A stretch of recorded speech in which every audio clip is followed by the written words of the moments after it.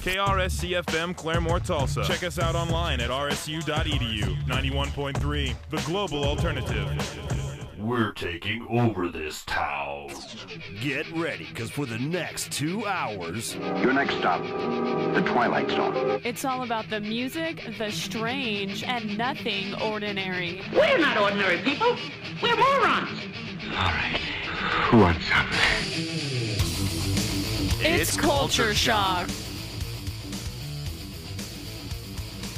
That's right, you're tuned in to 91.3 FM RSU Radio for another installment of Culture Shock. Hey, what's up? I'm TuRbO. And I'm Karen Killowatt. And we're going to be here with you for the next couple of hours, chatting it up a little bit about a subject that has, I guess you could say, not necessarily plagued, but has certainly been an interest of mankind for many years. Controversy as well. Yes, tons of controversy has revolved around this particular subject, and that subject is... aliens. Yes, we're going to be talking about aliens today. That's right. So the number that you need to know is... 343-7913. Now, you need to know that number for a couple of reasons. First of which is that's the number that they need to call if they want to do a request. True. But also, I think we're going to do a bit of an unofficial RSU Radio Culture Shock poll today. Yes, we are. And we're going to find out from you guys, when you call us at 343-7913, whether or not you think aliens exist. Yes. Because there's certainly an abundance of evidence to support that fact. Yeah, there is. Yes, it's kind of surprising. Right, but of course there's also those people, the naysayers, and the people who like to debunk those theories or, to try to disprove those facts. So yes, we would love to hear from you. We'll be getting into that here in just a bit. We did want to remind you about a couple of things first. First of which, our email address. Yes. Which is, you can email us at cultureshock913@hotmail.com. Yes, we would love to hear from you guys. If you guys have a story or something weird that has happened to you, or even a topic idea that you want us to absolutely. focus on. If you have a hobby that you do that's different than, something aside from just like knitting, sweaters or something like that. So, weird. yeah, contact us. We'd love to hear from you guys. And again, as always, the number is 343-7913. Right now, we're going to get into the music. When we come back and talk with you next, we'll be talking a little bit about aliens. So right now we got some Alkaline Trio lined up for you. I believe you picked this track. I did pick this track. I love the Alkaline Trio. Yeah, I saw that you posted on Facebook the other day something about how you've been geeking out on their album again. I have their old stuff though, not the new stuff for some reason. I got you. This one right here that we're going to play, I Found a Way. Is that old or new? No, it's actually off their new album, which I believe is something called Addictions or something like that. I can't remember. I know that. But it's a pretty sweet album, so you could definitely check it out. You can listen to it on MySpace. All right, so here it comes, coming your way, Alkaline Trio with I Found a Way, and then after that we got Chop and Change from the Black Keys. Keep it right here. This is 91.3 Real College Radio. 91.3 RSU Radio. This is Culture Shock. I'm Karen Killowatt. And I am TuRbO. And you just heard from Against Me with I Was a Teenage Anarchist. Before that, we had the Black Keys with Chop and Change. That one, of course, is off of the epic soundtrack for Eclipse. Yes. And then we also had some, what did we do? Oh, yeah, Alkaline Trio. Yeah. I Found a Way. Right. So, again, you're listening to Culture Shock on 91.3 FM RSU Radio. And there's a couple of things we need to talk to you about real quick before we start getting into our alien discussion that we're going to have today. One thing we want to make sure that you know is 343-7913, because we are taking a poll during today's show, an unofficial poll, to find out how many of you out there tuned in right now believe in aliens or do not believe in aliens. We won't use names or anything unless you request us to, but we just want to keep a running tally of who believes in aliens and who does not. Also, our Twitter page. Yep. We do have 5 fans now. We need more than 5, though. Yes, so we do need more up. than 5, and it is kind of bad that 3 of those fans or people that are following us on Twitter, 2 of them are us. Yeah. The other one's Tip Toasty. Yeah. So anyway, we want more people on our Twitter page. Where do they need to go? You're going to go to twitter.com/cultureshock913. There you go. It's pretty easy to remember if you can remember the name of our show, which is obviously Culture Shock, and the station you're listening to, 91.3, Culture Shock 913 at Twitter. And friend up with us, and we'll live chat with you while we're here in studio playing music when we're not on the air, talking. Exactly. And the other super important thing, yes, absolutely, is the Abbott Awards. I'm not going to leave this alone until I know that we have it in the bag, which is a little far-fetched. But either way, we have been the radio station RSU. Yeah, we were nominated for the Abbott Awards. And if you're not, clear on what Abbott is an acronym for, it's the Absolute Best of Tulsa. And when I think Absolute Best of Tulsa and I think radio, there's only one station I think of. RSU Radio. Obviously. Right. Your only choice for true alternative music. There you go. And see, we've been nominated for Best Radio Station for Music. Yes. So vote for us. So vote for us. All you got to do is you can hit it up at urbantulsa.com, I believe. Yeah, I believe off to the right-hand side, it'll say Abbott. If you click on it, it'll take you right to the page that you need to vote. Right, and there's tons of different categories, it's easy. and I should mention, because a lot of people have been they're having issues with this when I've been posting it on Facebook and other sites, that there's no voter confirmation. You just you just click best radio station, and then you click us, and then you click vote, and that's it. You're done. Yeah, you click vote, and then it should pop up and give you one of those, what are those called, where you have to type in the random letters. Right. And then you're good. Yeah, so after that, you're good. But yeah, get on there, vote for us, tell your mom, tell your dad, tell your grandma, your dog, even if he's internet savvy, which is not likely. That would be a cool thing to have on, is a dog that could operate a computer. A voting dog. Oh, even that. Yeah, that'd be even cooler.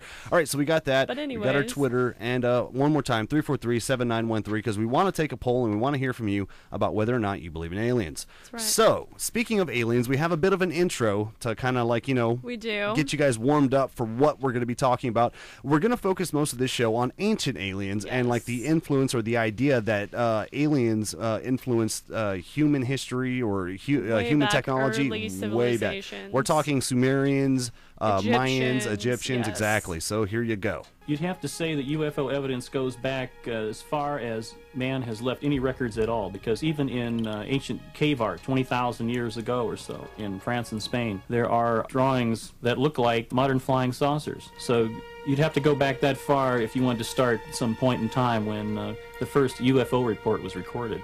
All right, so there you go. I mean, this was all found on historychannel.com, I believe, is where we got a bulk of our information from. Because I'm a bit of I'm not a ufologist by any means, but I am a bit of an enthusiast when it comes to aliens. Yeah, you know a lot more about this than I do. I was actually really blown away by all the stuff that I learned while putting this together. It's kind of frightening, for some people anyway, like how much evidence exists to say that aliens have existed or have visited this planet.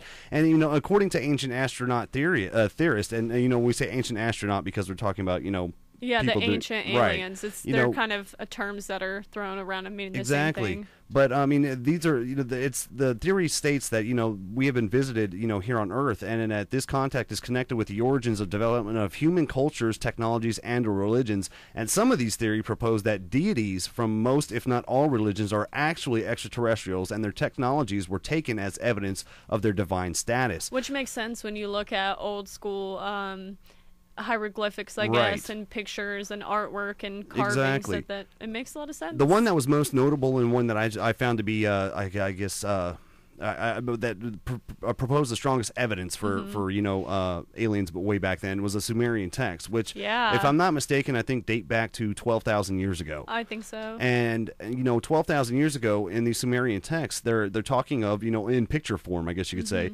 of there's several different things. One of which is showing men riding what looks to be like rockets and spaceships, and also showing people from that time wearing things like spacesuits and whatever. Yeah, and they have like the bigger heads and the big huge eyes, and just very similar to what people are saying that they've seen now. Right, exactly. And then you go into the Egyptian side of things, and I mean there's tons there as well. Yeah, I mean there's tons of controversy as to whether or not aliens actually helped humans back then to even build the pyramids, because the feat of building some of these pyramids is insane. They are astronomical, no pun intended. Yeah, but they're completely massive structures, and very very well crafted stones. Yeah. And now the stone cutting for a lot of the Egyptian pyramids or whatever, they have proven that they can do it. Right. The ones that you're talking about right now specifically are the ones from the Pumapunku, which dates back to 17,000 years ago. So before the Sumerian texts were ever written.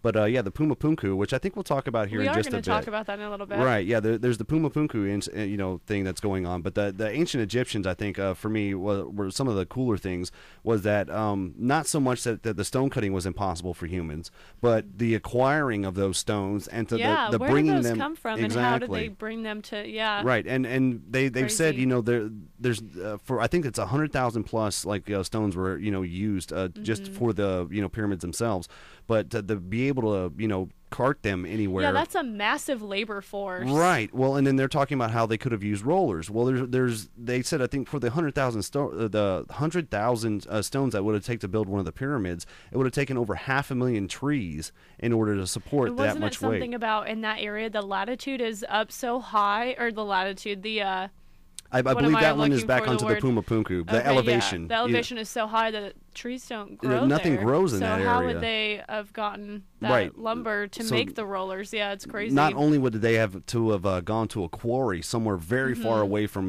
where they were at, but they would also have to acquire roughly 500,000 trees for each. Wow. It's pretty out there. Mind-blowing. So, yeah. All right. Well, I think we've just about maxed out probably. our time for this break, unfortunately. We're going to come back here in just a bit. We're going to get you through this break real quick, get your O&N update as well as your weather information. When we come back, we got some Flatfoot 56 for you. Don't forget, 343-7913. Somebody called in earlier while we were talking on mic. But please call us back. Hit us up now and let us know. Aliens yes, aliens no. Keep it here. It's 91.3. Real College Radio. You're listening to Culture Shock. Be part of the show. 343-7913. Rocking out and having a good time here on Real College Radio 91.3 FM. You are listening to Culture Shock, and I am TuRbO. Wow, and I'm Karen Killowatt. You didn't like my little intro there? It was a little bit TuRbO. It was rather high-pitched. Yes, it was. So, we've been talking on the show so far in our first break about, what the show is about. Aliens, obviously. That's right. And we're talking about ancient aliens. Had a lot of calls come in, and we've got more people, saying whether they do or don't. Yeah. And I got to say, for what we have so far, everybody does believe that aliens do exist. Yeah, so far in our poll, we got 3-0. 3-0. Everybody's on our side. We should ask more people here around the station or walking by the studio. Yeah, we should. Yeah, we'll do that too. Just grab them. Also, big update as far as the Twitter page is concerned. Yes. We have had 3 people at us. Yes, in the last 15, 20 minutes or so. 3 more people have at us. Yes, thank you so much. We are so stoked. We now have 8 followers. That's right. And you guys should hit us back about whether or not you believe in aliens, yes. and we'll consider you in our poll. I meant to do this a second ago, but I forgot. 8 followers. Woo! Yes, very nice. All right. Okay, so one of the callers that hit us up just a second ago, he was talking about how our technology has been helped by that of the aliens technology, and he's talking pretty much about like reverse technology, and the idea being that like say with like the whole Area 51 in Roswell or whatever, the Roswell crash, we found a bunch of things there from the alien and we tried crash. to like reassemble them. Right, or we're trying to figure it out, and we're using reverse technology, and that has been like the catalyst and the driver for a lot of the technology that we enjoy in this day and age. Wow, that's awesome. Right, yeah. So, I mean, there's that idea, but there's also this one right here. We got another sound clip for you about some of the, Egyptians' alien technology. Yeah. So, according to most mainstream archaeologists, torches were used by the ancient Egyptians to light the pitch-black chambers of tombs and temples. Yet nowhere on the ceilings is there even the slightest evidence of soot or smoke residue. There isn't enough oxygen inside those tombs with which to support or feed a flame of a torch. The only remaining solution is by some sort of an artificial light source. And that is, for example, a light bulb. At an underground crypt at Dendera, we find reliefs of such light bulbs.